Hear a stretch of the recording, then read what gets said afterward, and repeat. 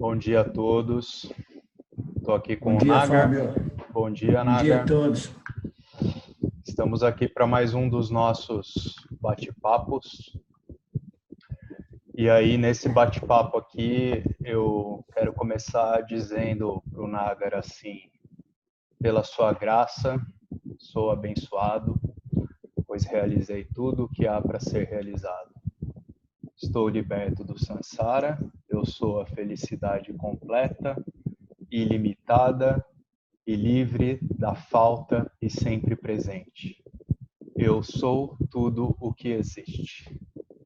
Esse é o verso 102 do Vivekachudamani, e aí o objetivo desse vídeo aqui é a gente fazer uma exploração dos versos até o 108, que foi uma publicação que o professor fez no grupo esses dias. E aí, Nagar, como você gostaria de prosseguir? Então, ano passado nós fizemos o Vivekachudamani em Joanópolis, e fizemos mais ou menos 40 ou 45% dos versos, e por uma questão de marketing, nós decidimos de fazer o Panchadasi em 2020. Mas não teria sido uma má ideia completar o Vivekachudamani, mas de qualquer modo o Vivekachudamani permanece como o nosso próximo curso online, né? Nosso curso online, que também é muito legal. Então, esses são os últimos versos dessa seleção de versos, é uma seleção que foi feita por Swami Dayananda, e eu dei uma passada neles antes de fechar o nosso seminário lá em Colorado, porque são versos bonitos, porque eles representam, né, como é que se diz? The completion, como se diz completion? Completion. Deixa eu Complete. ver se eu... de completar, a completude.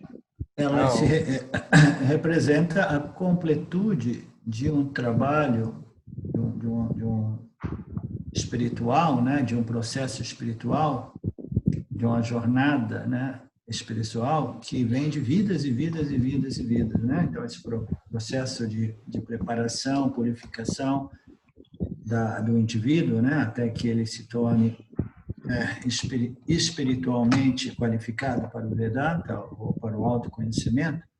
Então esses últimos versos eles ilustram, né, essa fase final, quando o inquiridor, o investigador, o buscador, ele diz ao professor, né, que nada mais é do que Ishvara. A gente diz sempre Ishvara é o melhor professor. E Ishvara, naturalmente, ele... agora é o momento que o Marcelo está me mandando me fazer pergunta no Facebook, Marcelo.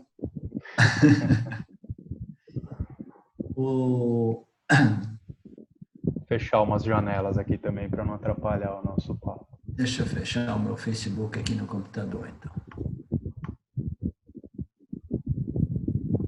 Ok.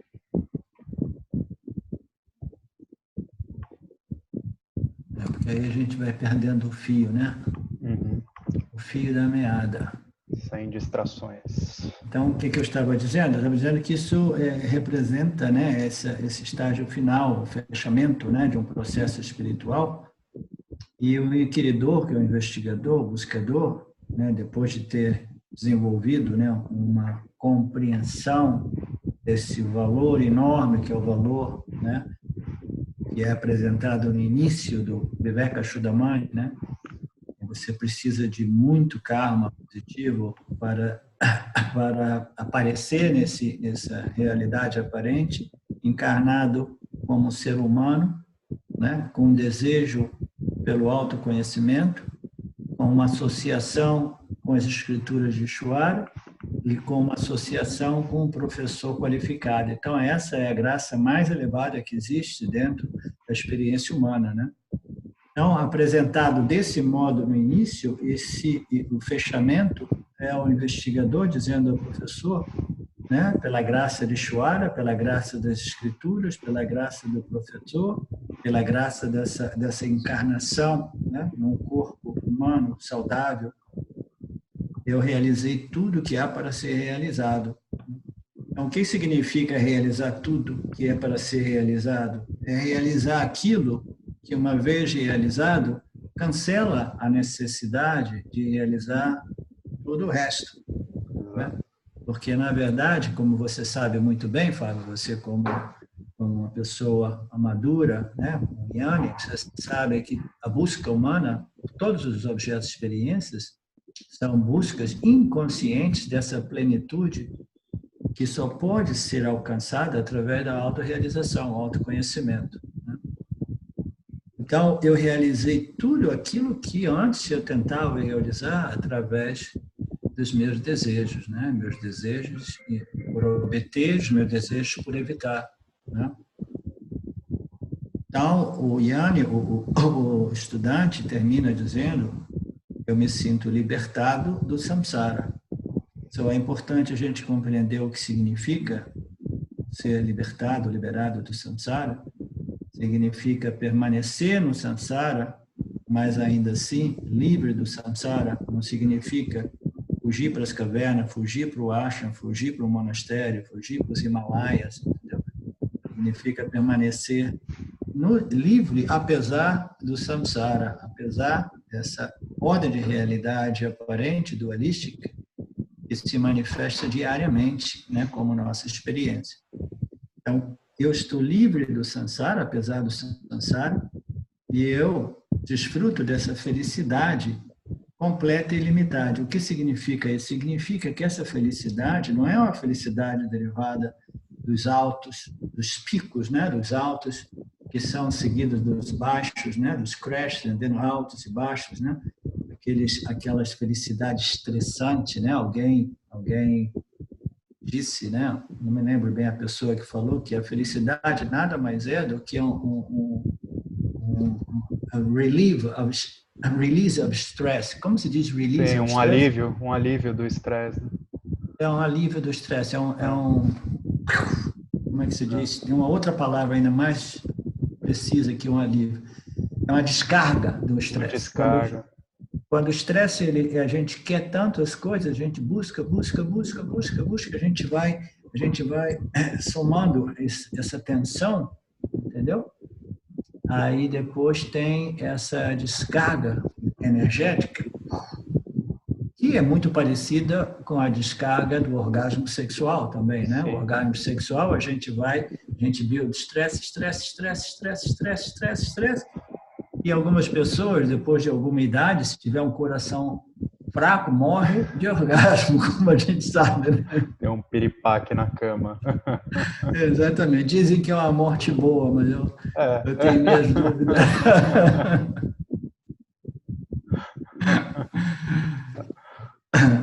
Pois, eu estou libertado do samsara, eu sou a felicidade completa e limitada. Essa felicidade não é uma descarga de estresse, não é um alívio do estresse, entendeu? É uma felicidade, é um contentamento, é uma satisfação, né? Derivada da minha realização daquilo que eu sou como consciência, que é inteira, completa, ilimitada, infinitamente ilimitada. Então, eu, como consciência, não eu como corpo, entendeu? Eu sou liberto e eu desfruto dessa satisfação que é sinônimo desse senso de não limitação e plenitude e o fato de que eu sei que nada jamais pode me faltar, nada jamais pode me afetar. E não somente isso, né, eu sou também além do tempo, né? O tempo é alguma coisa que surge dentro do âmbito da minha existência como consciência, mas eu sou aquilo sempre eternamente presente. A palavra eternamente, de novo, é uma palavra que é um pouco inadequada, né? Porque o eterno, né, existe em referência ao temporal, né? Não, eu sou além do temporal e do temporal. Eu sou tudo o que existe.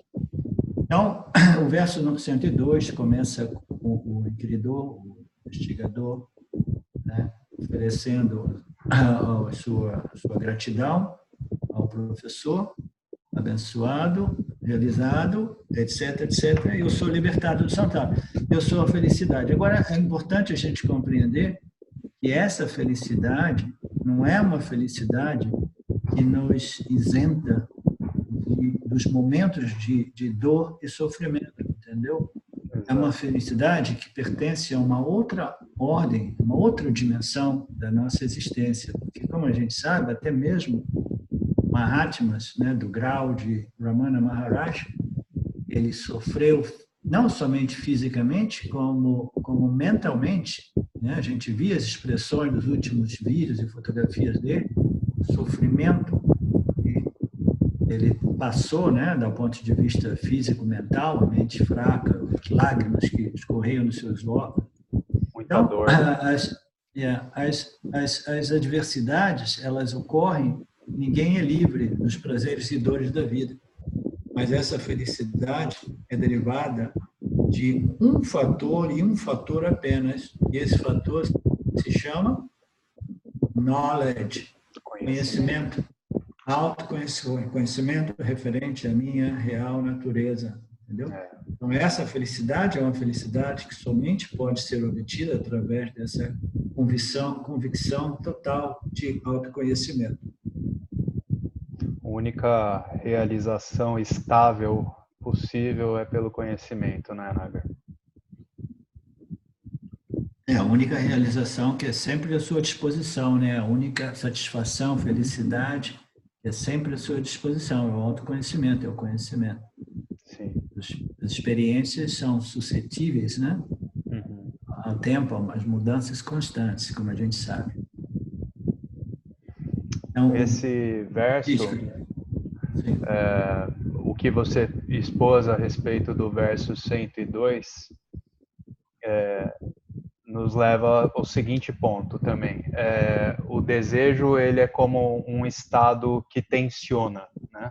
A gente vai tensionando e aí a gente vive essa felicidade circunstancial quando um objeto de desejo é realizado, é conquistado, porque dá essa descarga, né, dessa tensão, como você falou. Agora, para esse autorrealizado, como o próprio professor vai dizer, né, agora vá e viva. Então, assim, isso também talvez leva à reflexão que é a seguinte, Naga, então a gente tem a possibilidade em sabedoria de desejar, mas é um desejo que não causa esse sofrimento, é um desejo que não causa esse tensionamento. Então, como desejar desse modo, né? Através do conhecimento. Sim. Sabendo que Ishvara é quem detém os desígnios, né? Se a realização do objeto de desejo ocorre ou não. Existe somente nesses versos, esses versos não abordam exatamente esse ponto seu. Sim, que como foi comentado, eu quis acrescentar. Você comentou isso, você pegou uma paralela, né? Uma tangente, como a gente diz, né? Nesses versos, o único desejo que o professor se refere é o desejo que é o Dharma do indivíduo, que diz que você vá e se você tiver alguma coisa para fazer, né, compartilhe esse conhecimento. Depois a gente vai ver, compartilhe esse conhecimento com as pessoas, né, que forem tocadas ou entrarem em contato com você. Existe alguma coisa realmente como desejo, né? Os versos não abrangem isso, mas já que você tocou na questão do desejo, né, o desejo do Jnani auto-realizado, a gente já falou disso diversas vezes.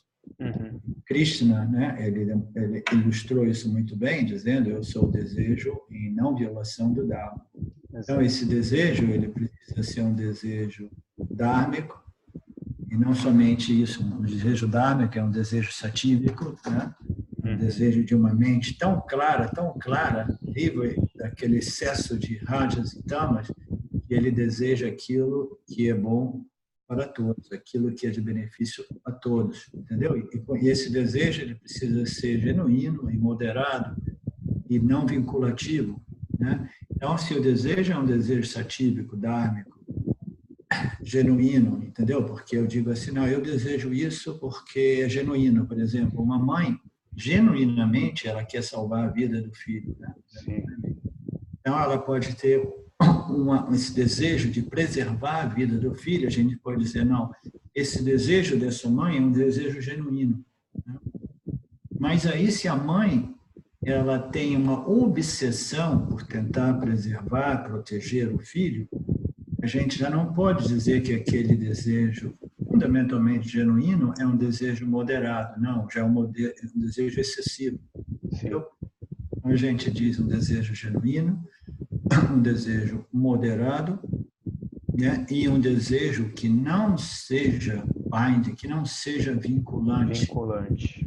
Por exemplo, eu desejo a proteção e a preservação do meu filho, eu desejo isso porque é genuíno, eu protejo, né? Eu tento protegê-lo de modo moderado, sem excesso, sem negligência, e ainda assim eu não sou vinculado aos resultados desse desejo, entendeu? Se eu não conseguir prevenir, né? Porque a gente sabe, nós que somos pais, Fábio, você ainda é um pai jovem, mas depois quando você vê seus filhos crescerem, virarem adolescentes, e eles imediatamente eles pensam que eles são sábios, que eles sabem o que eles estão fazendo, etc, etc. Sim, eu me lembro bem dessa minha fase. Então a gente vê os filhos fazendo aquilo que eles querem fazer, e eu, 20, 30 anos atrás, eu tentava controlar o filho, entendeu? Eu tentava, como se diz, influenciar as decisões dele, né? Etc. Depois eu me tornei mais sábio, etc. Eu fui deixando de lado tudo isso, e agora eu tenho essa compreensão clara, né? De que eu não posso fazer nada para evitar os sofrimentos derivados das suas escolhas, dos seus parábolas karma, das suas escolhas de vida, né? Eu sabe muito bem o percurso de vida do meu filho ultimamente. Ele passou por poucas e boas, como diz o ditado em português, né? Tantas poucas e boas. Foi difícil, né? Tem sido difícil para ele. Então a gente vê tudo isso e a mãe diz assim, não, eu vou tentar fazer o que eu posso, mas eu sei que Ishvara é em controle, né? O sistema é em controle, ele vai ter que viver as suas shares, né? A sua fração, né? de punha e papa, ele vai ser responsável pelos dados, existem já vassanas operando de vidas passadas. Então a gente diz, ok, então esse é um desejo genuíno, moderado, não vinculante, satívico, e etc, etc. E é um desejo que serve o propósito não só de proteger a mim e aquelas pessoas próximas a mim, mas que serva de benefício do todo, né? Então, se o desejo for, né, categorizado desse modo, ele é um desejo espiritual, um desejo satívico, um desejo dármico, um desejo de benefício de todos. Por quê? Porque a vida nada mais é do que levantar da cama de manhã cedo com a vontade de fazer alguma coisa, entendeu? Exato. Algumas pessoas levantam com vontade de fazer xixi, outras levantam com desejo de tomar um café, entendeu? Mas a gente levanta com desejo de fazer alguma coisa, né? Motivado por alguma coisa. É natural, é parte da nossa condição humana, a gente só sai da cama porque a gente deseja alguma coisa. Então, a natureza desse desejo, como você mencionou, é importante que a gente compreenda, né? Que é um desejo que não seja um problema. Eu sou a felicidade completa, eu estou libertado do samsara, essa felicidade não é vinculada ao resultado de algum desejo, entendeu? É a natureza completa, limitada, etc. A gente abriu uma tangente para falar dos desejos dos yanis, e agora a gente pode voltar para o verso 103, Fábio? Vamos lá. Você quer que eu leia? Pode ler. Eu recuperei o meu reino devido à sua graça e à graça de Ishvara. Você e Ishvara são um. Eu me curvo em reverência a você de novo e de novo. Então, de novo, aqui nesse verso 103, existe um pouco de espaço, né, para possíveis interpretações confusas ou contradições aparentes, etc. Ele continua a agradecer ao professor, dizendo que devido à graça, a gente tem que compreender o que é a graça. A graça, ela precisa ser conquistada, merecida. A graça não cai do céu, né? Não é loteria, né? Não é loteria, exatamente. Ela nada mais é do que os resultados dos meus esforços pessoais e espirituais. Então, devido à sua graça, Exuara, porque no final das contas, o sistema Exuara é um sistema tão complexo, entendeu? Que meus esforços pessoais, eles são um entre tantos outros fatores, então eu agradeço ao sistema em sua totalidade. Obrigado por essa encarnação, obrigado por essa oportunidade de ter esse desejo e obter essa autorrealização, né? Eu recuperei o meu reino, né? Isso aí é outra palavra que a gente precisa esclarecer, porque dá uma impressão de localização, é como existisse um reino não é parte dessa dimensão física material, mas é um reino. Então, esse reino não é uma localização física material, mas é no sentido de que eu recuperei a minha real identidade, a minha real natureza, a compreensão referente àquilo que eu sou como consciência pura, plena e ilimitada, né? Eu recuperei esse conhecimento que foi esquecido como se numa amnésia, entendeu? Como a gente frequentemente diz, essa ignorância universal imposta por Maya é potentíssima, né? Ela destrói os nossos órgãos sensoriais e a mente, e a gente se perde nesse labirinto do samsara, né? Então, eu recuperei a minha identidade, o meu reino, devido à graça, né? A graça de Ishvara.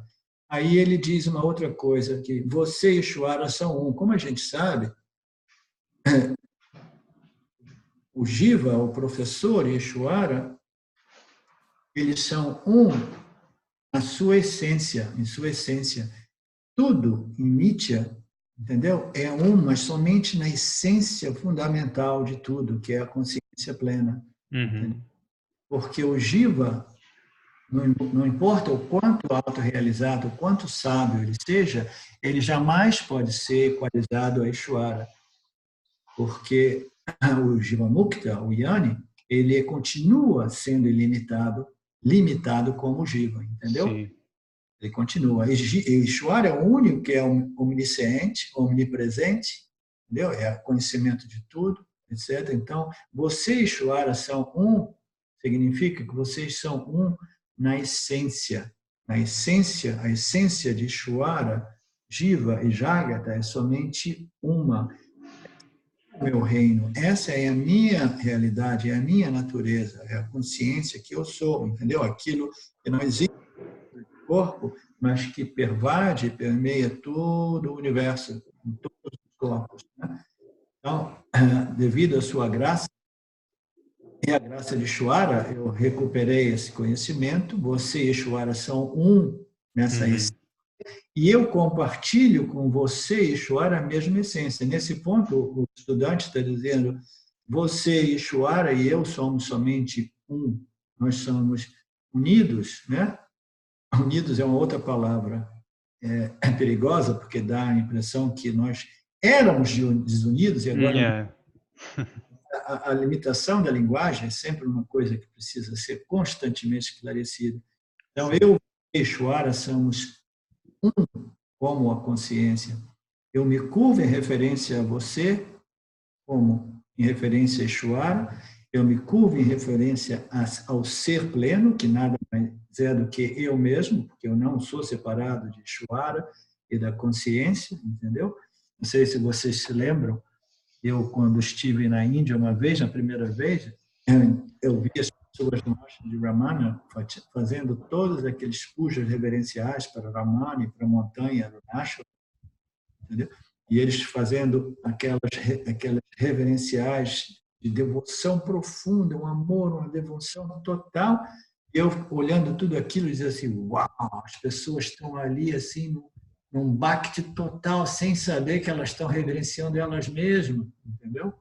Então, o autorrealizado, o estudante autorrealizado, ele não estaria sendo arrogante, dizendo, eu me curvo em reverência a você, você, Ishwari, em a mim mesmo, em minha essência, de novo, de novo, de novo. São nuances sutis de possíveis contradições, entendeu? Então, Nagari, aqui estava contemplando o verso também como uma expressão da aparente dualidade vidya e avidya, né? Porque quando ele fala eu recuperei o meu reino, o nosso reino é esse conhecimento, existência, né? Não limitada, sempre presente. Então, só para esclarecer, vidya é ignorância e conhecimento. Aqueles que Isso. compreendem essas palavras. E aí a gente vive em ignorância, e ignorância é o que está na ordem do tempo, né? Então, temporariamente, a gente tem uma vida em auto-ignorância até que ocorre esse conhecimento que faz com que o aluno diga eu recuperei meu reino, né? Uma questão de conhecimento restabelecido, né? Sim. Devido à sua graça. E quando ele fala você e Ishwara são um, também me parece ter um aspecto, né, do conhecimento aí envolvido, né? Porque o professor ele se expressa exatamente de acordo com Ishwara knowledge, né? O conhecimento Sim. de Ishwara. Então, Sim, muito bem colocado. O professor ele se educou, né, através desses conhecimentos, escritura de Ishwara, de tal modo que ele pode facilitar, né, ou propagar, ou expor esse conhecimento de modo em harmonia com o conhecimento de Ishwara. Muito boa colocação. ok. 104, então? Sim. O professor disse: passe o seu tempo vendo o ser pleno em todas as situações e desfrutando da felicidade do ser. Então, o que mais que o professor pode dizer, né? Como o Swami Shimayananda disse para o Ramji, tem uma moscona aqui, cara. O Ramji, ele falou assim, olha, você senta, faça muita atenção, cale a boca, entendeu? Porque você está ocupando um espaço importante aqui, outras pessoas podem ocupar, e a gente quer que você termine o seu trabalho o mais rapidamente possível para liberar a vaga para outros, né? Então, após esses últimos versos, né, que era o estudante, né, agradecendo ao professor, o professor não tem mais nada a dizer, como passe o seu tempo, né, vendo o ser pleno em todas as situações. O que significa vendo o ser pleno em todas as situações? Significa passe o teu tempo firme nesse conhecimento de que tudo que existe somente é a consciência, né? Somente é o ser, e que todos e tudo, todas as circunstâncias, todas as situações são somente a consciência, o ser pleno. Passe o seu tempo vendo o ser pleno e desfrutando desse contentamento, dessa satisfação derivada dessa certeza de que nada pode te afetar, agora que você sabe que você não é o corpo, mas sim a consciência que anima e ilumina o corpo-mente. Sabe que nada falta, né? Sabe que é Sabe que nada pleno. falta. Exatamente. Esse é o único benefício do autoconhecimento, né? As pessoas pensam, autoconhecimento, uma transcendência, alguma experiência maravilhosamente esotérica, estática ou transcendental. Não, a felicidade desse bliss, isso é simplesmente uma satisfação decorrente de uma firmeza de autoconhecimento de que eu sou a consciência e nada pode me tocar. Nem mesmo a morte. Morte não é nada para mim, entendeu? Então, essa é a satisfação, essa é a felicidade que o Yanni desfruta, nada mais além disso, entendeu?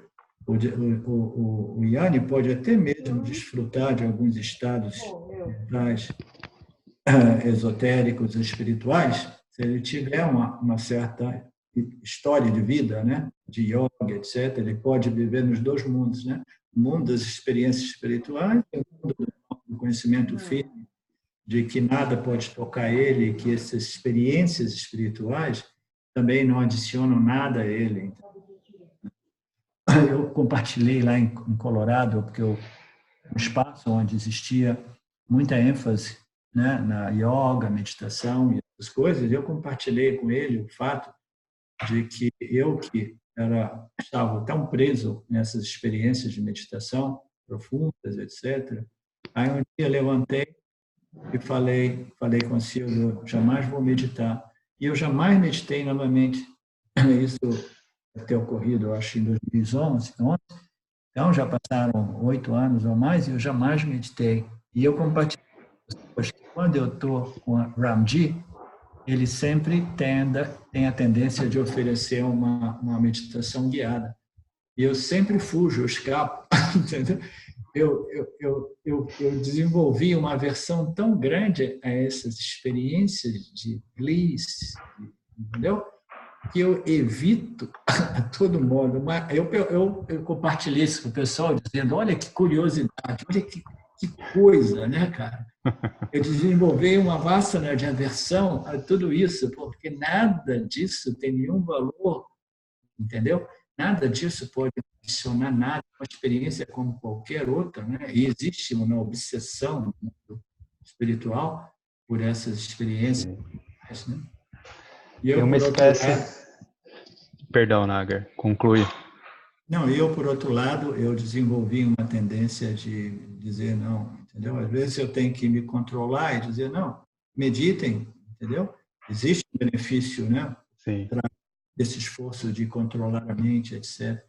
Mas se você pensa que, como 99% das pessoas pensam, que você medita para obter a felicidade como resultado, uma experiência que talvez um dia permaneça com você definitivamente, saiba que você está completamente iludido, né? O que eu ia dizer é que tem uma grande sobreposição também nessa ideia de autoconhecimento como essa felicidade de um êxtase constante, assim, né? Uma exaltação constante, que é a sobreposição da ideia de felicidade que quase todo mundo tem, né? Pela realização de um grande desejo, você entra nesse estado Sim, de euforia, de êxtase, sim. né? E as pessoas entram nesses estados, elas se declaram iluminadas e depois elas pensam que elas perderam a iluminação porque a sua condição mental modificou. Modificou. E elas não têm ninguém que possa explicar para elas que ela é a consciência, né? Uhum.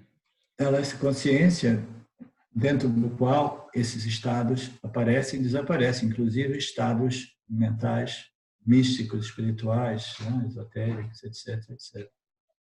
Então, sem saber disso, a gente permanece extrovertido e apegado, vinculado a essas experiências sutis, experiências mentais, né? Perfeito. Aí depois o professor prossegue no verso 105, dizendo, você pode ir 105 ou agora. 106? 105. Sim, o 105 é bacana. Você pode ir agora. Você é livre. Viva de acordo com os resultados de suas ações passadas. Então, esse é um verso interessante, porque existem, ali a gente entra no tema chamado karma, né? Aí a gente diz assim, mas o que é isso? O cara se realizou, ele sabe quem ele é, né? E o professor diz, você pode ir agora e viva de acordo com seus karmas. Os karmas, resultados de ações passadas, eu pensava que o Yanni, ele fosse livre do karma, completamente livre do karma, entendeu? Então, isso aí significa dizer que você é livre do samsara, mas ainda assim saiba que samsara permanece e você continua a colher os resultados das suas ações passadas. entendeu? Essas duas ordens de realidade, elas não se cancelam.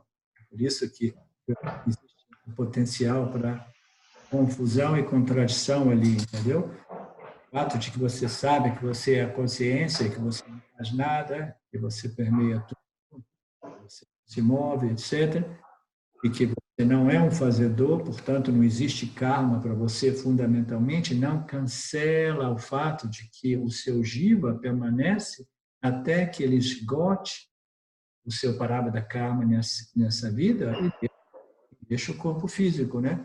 Então, até quando você estiver ancorado no corpo físico, esgotando o seu karma, parabada karma, os resultados de ações passadas desse nascimento e nascimentos anteriores, e alguns desses resultados serão resultados adversos, não todos eles serão favoráveis. Todos, se eu pensar de mim e todas as ações que eu coloquei, entendeu? Durante 50 anos na minha vida, tantas ações extremamente adármicas, negativas, entendeu? Muito embora mentalmente eu tenha sempre sido uma pessoa fundamentalmente sensível, boa, mas todos nós, né, operados pela ignorância, então, diversas vezes. Então, todas essas ações passadas, elas continuam frutificando. Então, eu acho lindo esse verso, porque diz, você é livre, você vá e continue aceitando Exato. o desdobramento do seu parabada karma, sabendo que isso pertence a essa jurisdição chamada Ishvara. Receba tudo isso, entendeu? Sabendo que nada disso pode te tocar, mas saiba que o seu autoconhecimento não cancela o jiva e as leis que condicionam a experiência humana, e a lei mais importante é a lei kármica, né? Então, existe um potencial contradição ali, porque, de novo, são duas ordens de realidade. O indivíduo realizou que ele é a consciência, a Satya, mas ele permanece em Nitya e ele permanece recebendo os frutos dos seus karmas anteriores. Então, se diz que para o Yanni, em diversas passagens, em diversos Upanishads, se diz que para os Yanis existe somente Parabada Karma, Parabada Karma é resultado de ações passadas, entendeu? Não existe exatamente mais nenhum Agami Karma, o Karma, a ação, na medida que a gente coloca a ação. Por que não existe? Porque ele já não se identifica como executor de ação. Ele se identifica como a consciência e ele deixa que as ações sejam simplesmente executadas, Ishvara, através do seu corpo físico, respondendo, né, sem que ele se identifique, até mesmo quando essas ações sejam cometidas com alguns erros ou falhas, entendeu? Não existe a intenção. Existe assim, não, eu me estou alinhando, harmonizando com Ishvara, eu sou um instrumento, entendeu? E eu vou respondendo, e até mesmo algumas ações sujeitas às falhas e erros, eu simplesmente sei que é tudo Ishvara, portanto, eu sou livre do Agami Karma. Na medida que eu sou livre do Agami Karma, eu já não produzo Sanchita Karma, o karma que permanece suspenso, esperando para que seja frutificado, na medida que ele vai se combinando com uma infinidade de outros fatores kármicos, né? Então, só existe somente a manifestação dos karmas passados para o Yanni, né? Em teoria, existe somente o Parabada Karma para o Yanni. Mas aí, até mesmo nesse ponto, né, muito embora o verso diga vá e viva de acordo com o resultado de suas ações passadas, o Yanni, ele recebe o seu Parabada Karma, mas ainda assim ele também não se identifica com o seu Parabada Karma, entendeu? Portanto, ele existe a karma para ele? Existe, mas não existe, entendeu? Sim. Existe porque se ele cometeu um crime 30 anos atrás, e, entendeu? O FBI ou CIA fizeram, né, um net de investigação, chegam até você e levam preso. Você não existe, porque o cara está sendo preso, né? Osho Rajneesh colocaram o braço nos pés, levaram o cara à prisão, entendeu? Então, existe, mas, ao mesmo tempo, não existe, porque se você não leva nada daquilo a sério porque você não se identifica, o Osho, o Rajneesh, ele tinha um sorriso Sim. quase que o tempo todo. Tava lembrando da série lá da Netflix, que ficaram levando ele de avião de um canto para outro, ele aparecia sempre, tá tudo certo. É. E, enfim, Nagar, é isso, né? Eu acho que o ponto é essa aceitação dos meus prarabdhas karmas pelo conhecimento, né? Então eu estou em constante aceitação daquilo que se apresenta. E E essa aceitação é uma palavra um pouco perigosa, Fábio, porque a aceitação envolve assim, não, eu aceito, eu gostaria que não, mas eu vou aceitar, entendeu? sim, as A palavras palavra sempre mais, em dualidade, né? a palavra mais correta é a não identificação com Exato. as de minhas ações, Não entendeu? estou associado, não estou É, identificado com o é, Prarabdha Karma. é. E realizo Diga, aquilo que tem que ser, enfim, encerrado em relação a esse Prarabdha Karma que se manifesta, né, dentro dessa do mesmo conhecimento sempre presente. Faço aquilo que tem que ser feito, né, nesse aspecto de não estar identificado, não associado mesmo. sim, não, você mais do que aceita, você não se identifica, mas isso não isenta o Yanni de ter que assumir a responsabilidade e responder, né? Arregaçar as mangas e Arregaçar, finalizar aquilo, né? e responder devidamente, tempisticamente, etc, etc. É. Em relação ao Agami Karma, Nagar, que você estava falando, me parece fazer bastante sentido, porque o Agami Karma ele começa pela intenção na ação também, né? Então, a intenção do fazedor, eu quero fazer isso para obter aquilo.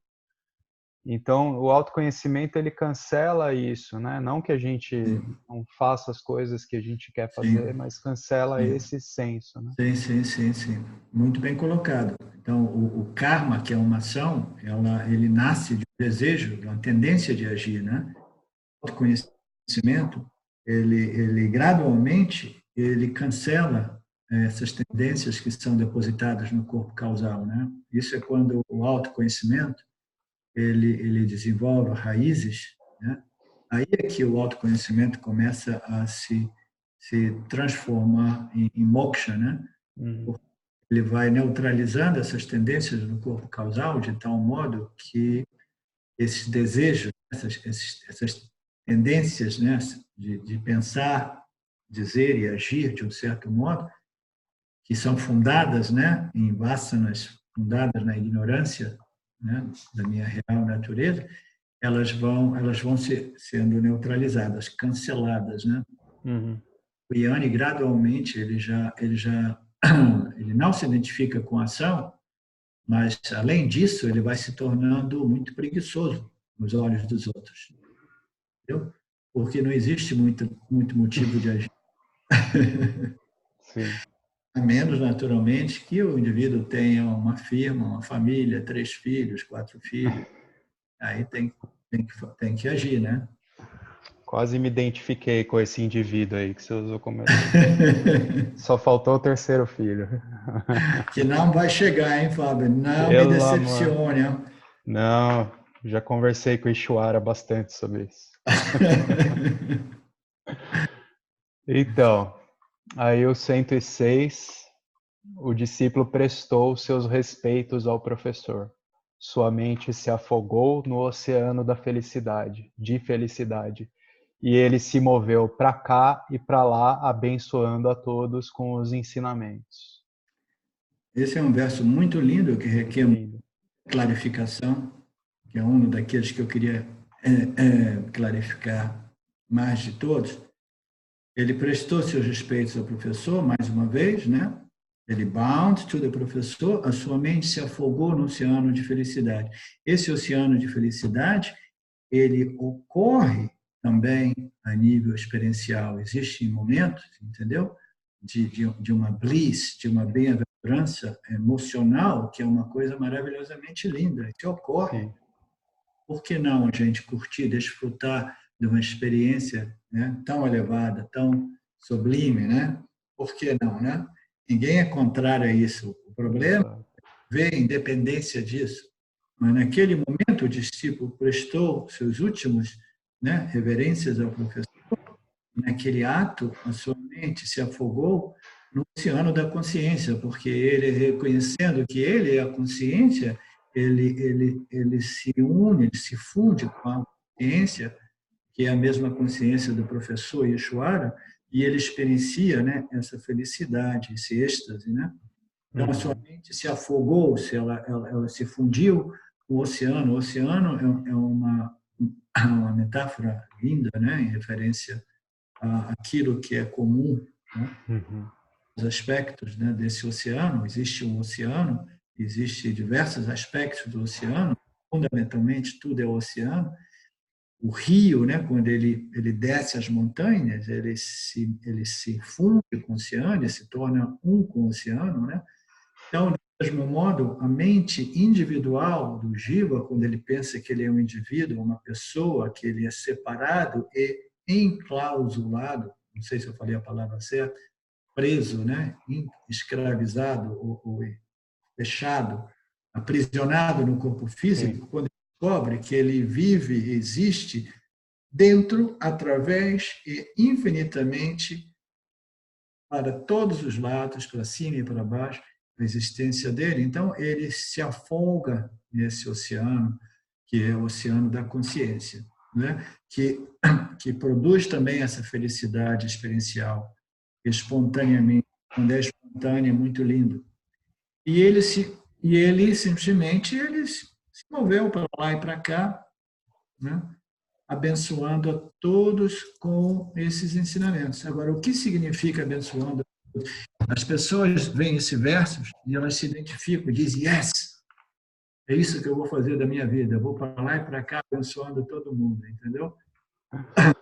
É a coisa mais comum. Eu vi, aconteceu isso lá em Colorado, quando eu apresentei esses últimos versos, de algumas pessoas que têm essa vassana de querer iluminar os outros, diretamente se manifestaram, entendeu? Gostaram muito. Sim, é esse o meu objetivo. Eu quero ir para lá e para cá abençoando todos. Não, não é o seu objetivo. Esse é um subproduto e a gente abençoa aos outros, né? Na medida que as nossos pensamentos, as nossas palavras, as nossas ações são ações espiritualmente elevadas. Exato. Na medida que a gente se eleva espiritualmente, a gente abençoa o meio ambiente e os outros com esses ensinamentos. Não significa que eu tenho que pegar a minha Bíblia, ir para lá e para cá, enchendo o saco de todo mundo, entendeu?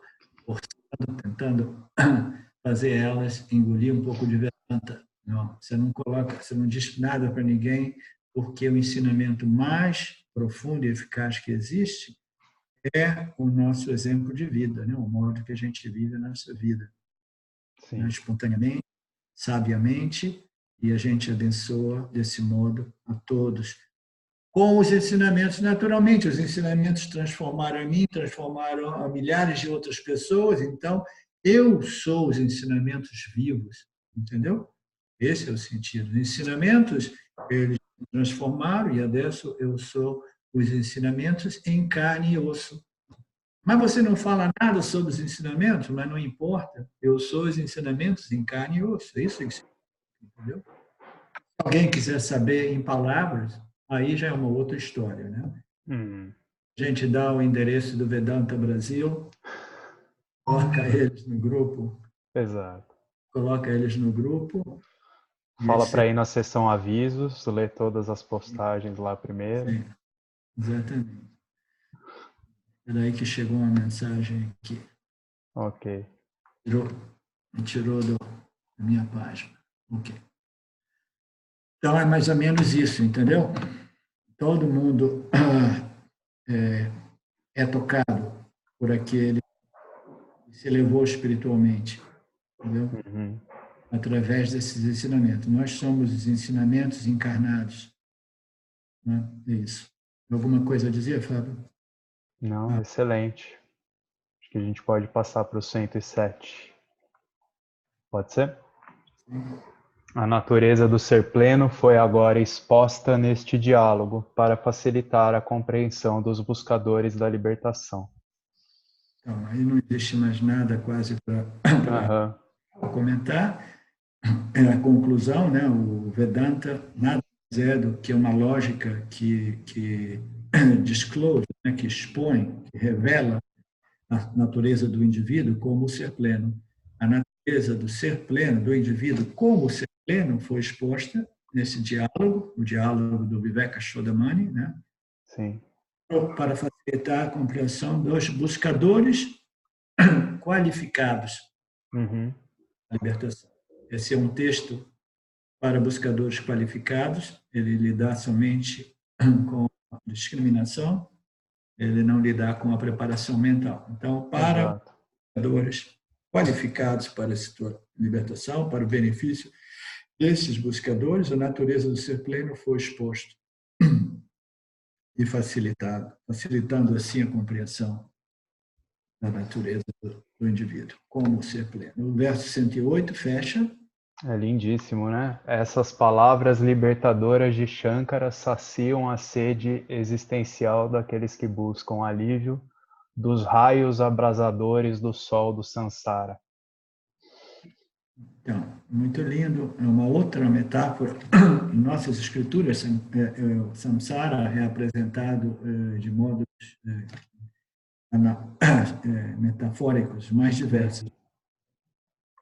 E nessa aparece como um deserto. Imagine um deserto, aquele calor imenso, aquela sede, né, que as pessoas morrem no deserto de sede, a gente vê nos filmes, né?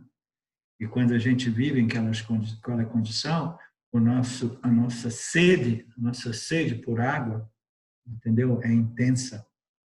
É uma sede de vida ou morte, né? É ardente, como a gente diz, né?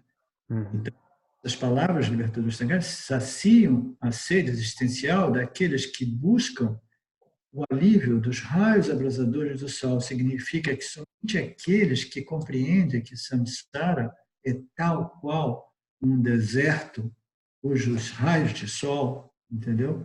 Destroem os seus participantes. E a sede, somente então o buscador tem essa sede ardente, essa sede intensa pelo autoconhecimento, pelo alívio, né, a libertação do samsara.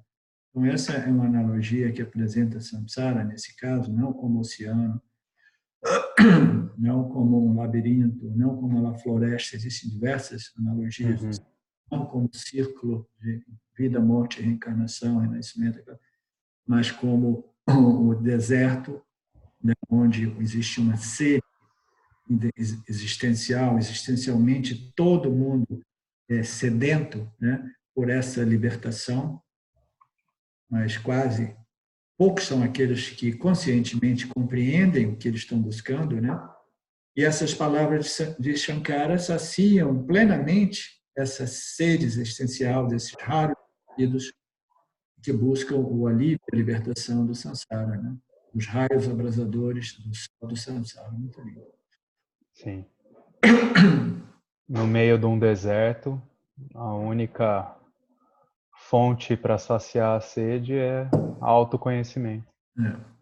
Agora, o problema de quase todo o samsara é que eles vivem no deserto, mas eles veem oásis da toda parte, entendeu? Sim. Eles continuam brincando com os oásis como se fosse realmente alguma coisa que pudesse saciar, né, essa carência, né, esse sentido de não plenitude, né, de inadequação, de insuficiência, incompletude, etc. Então, as pessoas pensam que samsara seja real e elas continuam tentando resolver o problema através dessas miragens. Então, é isso, Fábio. Eu acho que acabou que rolou um bate-papo Vedanta legal, né? Eu adorei. Acho que a gente podia fazer mais, assim, com versos das escrituras. Eu vou gostar muito. Então tá bom, meu amigo. Obrigado. Obrigado a todos que vão assistir. Namaskaras. Você vai tirar do forno já hoje ou amanhã, Fábio? Acho que eu já publico hoje. Agora eu já Legal. subo o vídeo. Então, ótimo. Então, tchau, querido. Tchau a todos aí. A gente se vê no Face e no Vedanta Brasil. E março está chegando, Tá chegando. Depois fica difícil arrumar lugar para dormir em Joanópolis, né? É um bom recado. Tá na hora do pessoal começar a se agilizar com O pessoal que hospedagens. estiver ainda em cima do muro, né, de se decidir e começar a providenciar a hospedagem. Legal, Naga. Cara, um abraço a todos aí. Tchau, querido. Um abraço a todos. Vou dar um stop na gravação aqui.